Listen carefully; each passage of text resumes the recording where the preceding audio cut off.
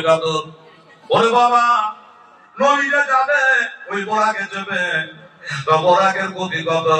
1 ঘন্টা কত কিলোমিটার চলতে পারে?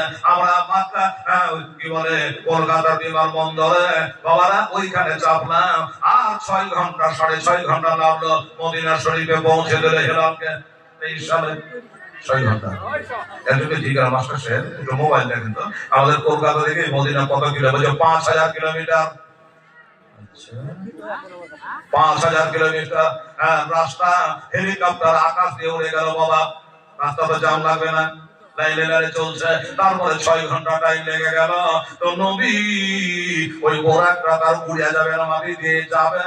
তো 1 ঘন্টা কতখানি চলতে পারে ভালো করে বুঝলেন রে বাবা। কেতাবে দেখেছে ওই বোরাকের পাওয়ার কত, বলছে ঘন্টা ঘন্টা দেখা নাই। ওই বোরাকটা চোখের দৃষ্টি যত দূরে যায় বোরাকের বাবা 1 ধাপ হয়। একটু জোরে সুবহানাল্লাহ। বোরাকের চোখের দৃষ্টি যত দূরে যায় 1 ধাপ হয়।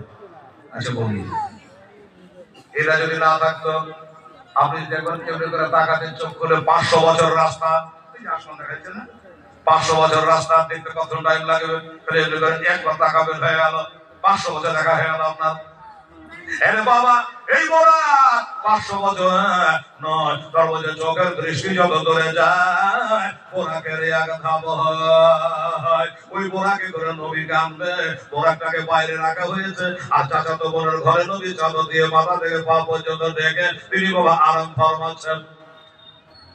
ওরে তো নবীর বাড়ি লাগে অর্ডার দিতে হবে, নবী চাচাতো বোনের বাড়ি অর্ডার দরকার নাই, হড়বড়িয়ে ঢুকে গেছে। চাচাতো নবী শুয়ে আছে, এখন জীবনে চিন্তা করছে ডাকবো কি বলে? আমার মা গো, আমার বেটিরা গো, স্বামী শুয়ে আছে, বেটা শুয়ে আছে, শ্বশুর শাশুড়ি শুয়ে আছে, কেমন করে ডাকবেন? শ্বশুর শাশুড়ি যদি হয় হাতে পায়ে একটু দাবেন, স্বামী যদি হয় তো বলারই নেই, একটু হাতে পায়ে দেবে, ইশারা করে ডাকেন। অনেক হাইটা লোক আছে, বেটা যদি শুয়ে থাকে একবার হড়বড় উঠিয়ে বসে যায়, এই মাঠে যাবি না, বেলা হয়ে গেল। ওকে ডাকতে হয় রে বাবা। কেন?